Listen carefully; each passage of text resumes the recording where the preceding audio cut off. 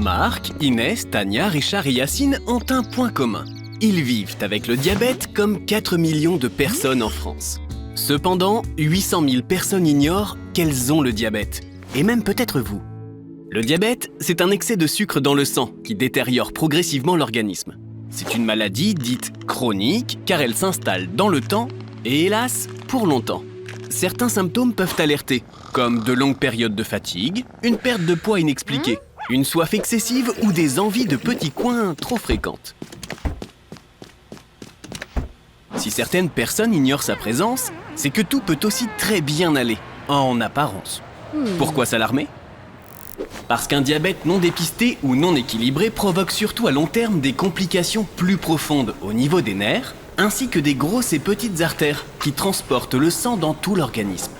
Regardons de plus près. L'excès de sucre répété et prolongé dans le sang engendre des dépôts qui s'accumulent sur les parois des conduits, plaques d'athérome. On parle notamment d'athérosclérose lorsque sous l'effet de cette accumulation progressive, les artères se rétrécissent au point de générer de l'hypertension. Reins, nerfs, cœur, cerveau, les yeux. Elles peuvent même aller jusqu'à se boucher complètement ou se rompre, provoquant alors un accident cardiovasculaire soudain. Il ne faut surtout pas en arriver là, car les conséquences peuvent être irréversibles. La prévention, c'est toujours mieux. C'est pour cela que nous avons fait cette vidéo. Vous êtes toujours là ? Alors on y va. Même si ces accidents cardiovasculaires n'arrivent pas qu'aux personnes diabétiques, elles sont exposées à un risque 2 à 4 fois plus élevé. Il est important de le savoir. Et nous sommes ici pour vous aider.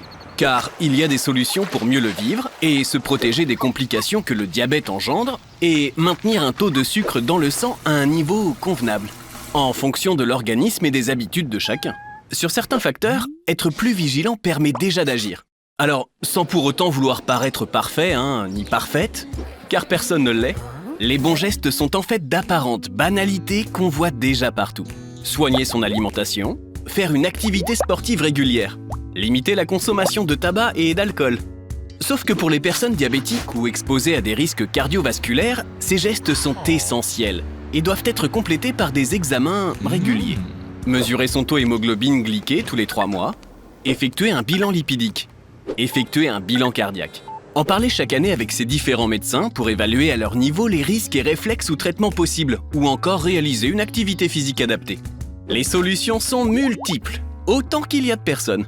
Encore une fois, ça ne veut pas dire qu'il va falloir changer complètement toutes vos habitudes de vie, renoncer, bannir ou se surpasser. Nous avons tous et toutes des vécus, affinités et quotidiens différents, et pas forcément les mêmes facilités et les mêmes priorités. Notre conseil, se connaître et de contrôler certains facteurs de risque, les stabiliser, voire les diminuer. Et des habitudes, ça ne se change pas du jour au lendemain. Si nous sommes présents, c'est bien pour vous accompagner et vous encourager au quotidien dans cette démarche. Grâce à vos dons, nous aidons des patients et leurs proches à vivre mieux avec le diabète. La Fédération française des diabétiques est une association de patients au service des patients et dirigée par des patients. Quand l'hypertension et le diabète se marient, vous pouvez éviter d'en faire les frais. Beaucoup de personnes hypertendues ignorent qu'elles sont diabétiques. Pour en avoir le cœur net, faites le test. Une question ? Je contacte la Fédération au 01 40 09 24 25.